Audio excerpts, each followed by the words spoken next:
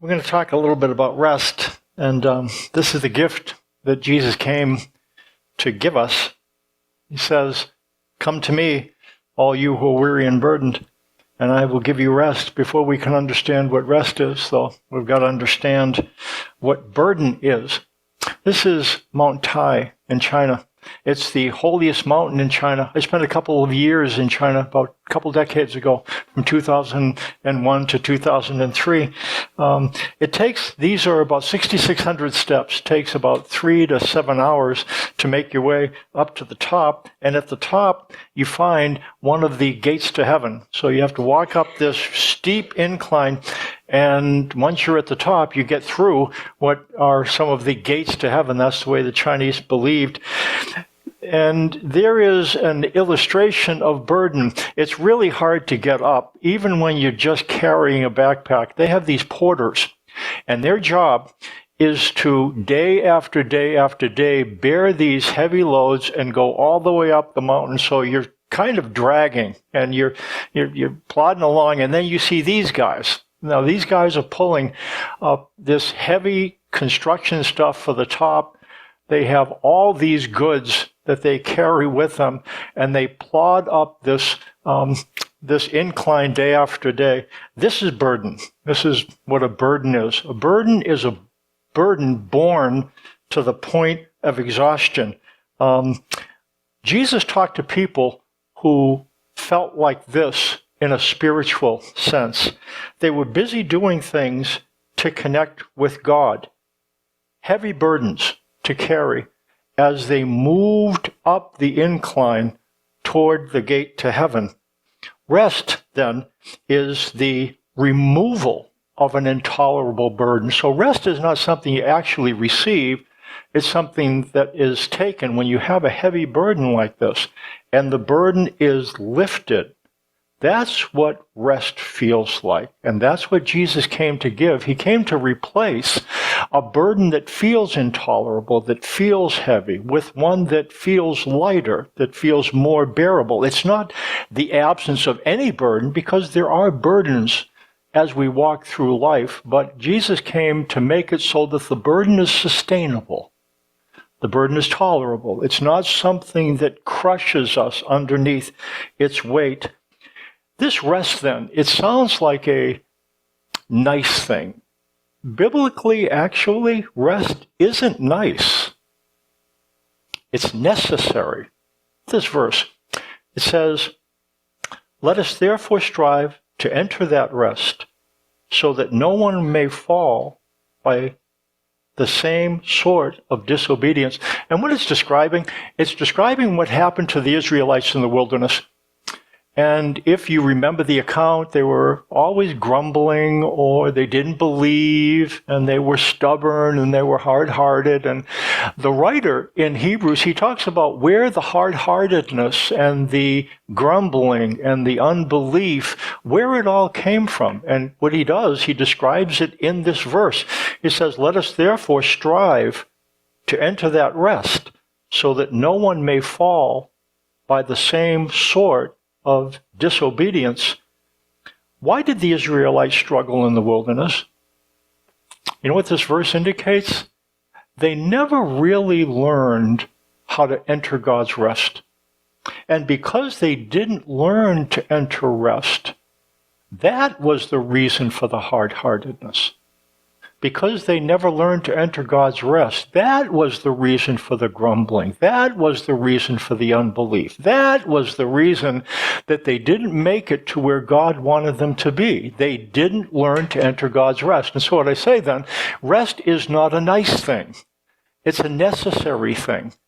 Without rest, without learning to rest, and none of us ever master it, but to the degree we figure out how to enter God's rest, we will be able to be responsive to God. To the degree we don't, we will find ourselves being non-responsive to God. Rest is what allows us to be responsive to God. How do we receive it? What do we have to do to receive rest?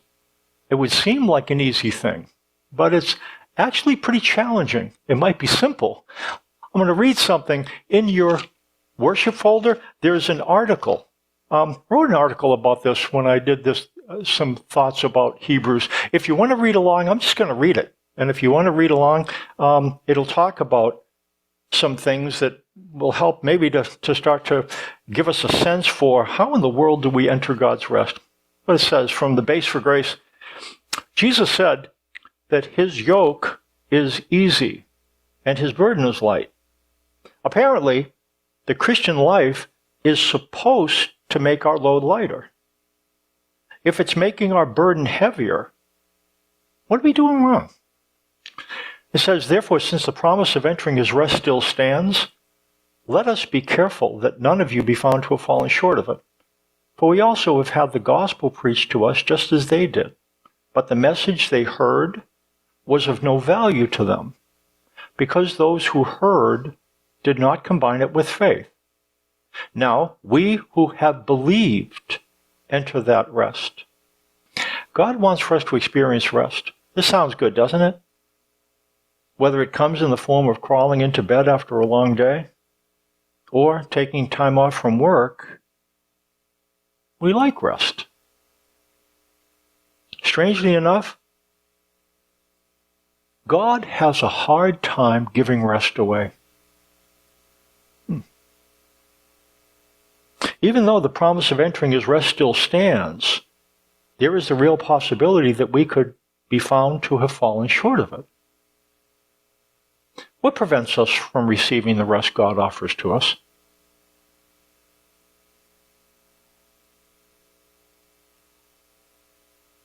Filters.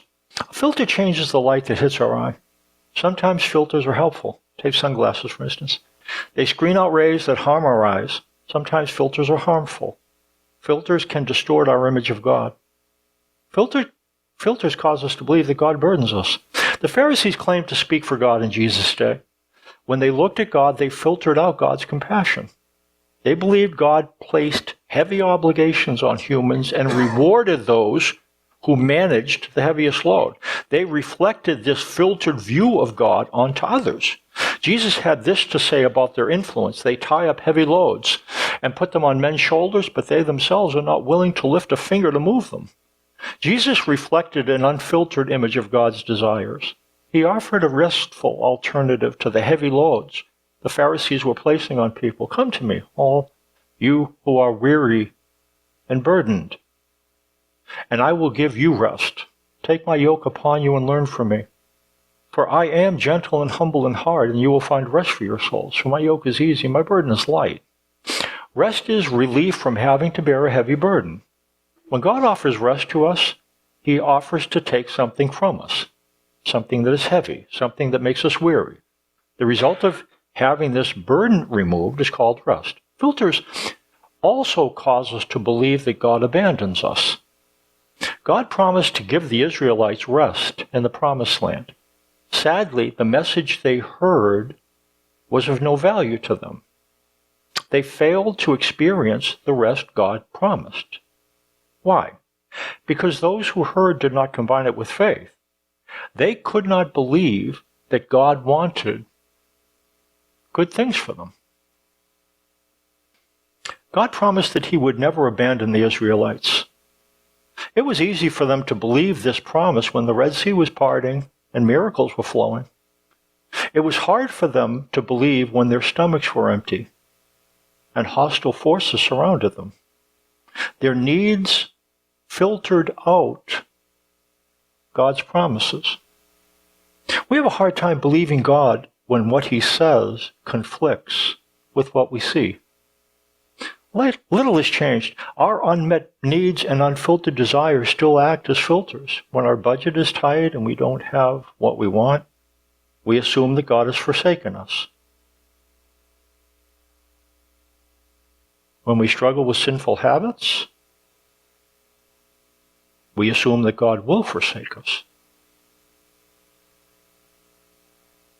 How can we find rest? The conditions for entering rest remain the same. Now we who have believed enter that rest. We enter God's rest as we believe God's good promises to us. God invites you to enter into his rest. As your faith in God's promises increase, you will find that your burden decreases. You will find rest for your souls. A couple words of application, and then we're going to be done. There's a verse in the Bible. Here's what it says. Therefore, while the promise of entering his rest still stands, let us fear lest any of you should seem to have failed to reach it.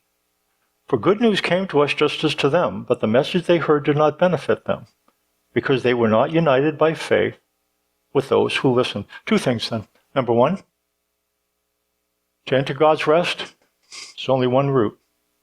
Got to focus on God's promises. That's what he says. God gives promises to us.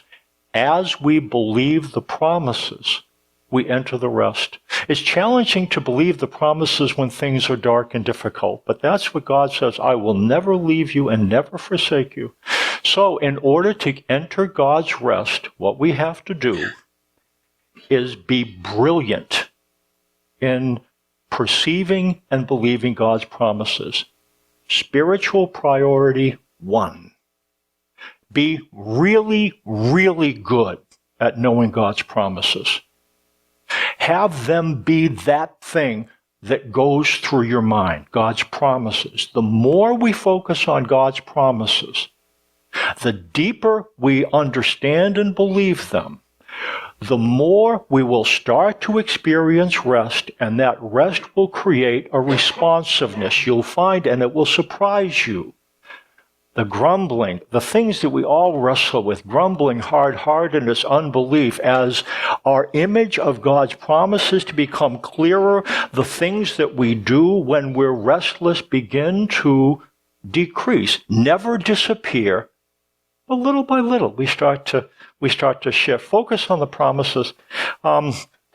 There's a lot of places you can go. There is a thing we put together, 40 Days with 10 Commitments, and it describes 10 commitments that God makes to us. And if it's been a while, if you don't know about it, or if it's been a while since you went through it, you've gone through it, I think that would be a really good exercise. Find promises, and there are some things, there's some books on the back, 40 Days with the 10 Commitments, and that might be a good thing to do. Why? Because entering God's rest is spiritual goal 1. Spiritual priority 1. It's the absence of rest that gets in the way spiritually. It's the presence of rest that allows us to be who God wants us to be. So number 1, that's number 1 in terms of application. Focus on God's promises. And number 2, focus on promises with others who are focusing on them. It really does help us to be together sometimes, especially with respect to promises. We all struggle. When we are aware of other people, we know that they're going through similar things. When we're isolated, it's easy for our focus to shift from promises to problems. In order to stay promise-focused, we really do need one another. We need to encourage one another when we know that we're struggling. And if we say, hey, listen, I'm really going through a difficult time. And if the person we talk to is sympathetic, they'll say, boy, I know what that's like. And isn't it there is something about having a burden and having others share it, isn't there? It's hard to bear burdens alone. That's why I don't think we enter into God's rest alone. We enter into God's rest together. Together. As we walk with each other. Entering God's rest is priority 1. And God would have us focus on his promises and because again, this verse indicates the message they heard did not benefit them. There were promises, but they went unused. And it says, because they were not united by faith with those who listen. Make time, wherever it is, to fellowship with other people who are trying to believe his promises. Make time for it. Make it a priority. I'm not telling you where that is. Entering God's rest is important. focus on his promises, make time to be with others who are focusing on his promises as well. Why would you do that? Because that's how you enter God's rest. And that's how we receive the gift Jesus gave us.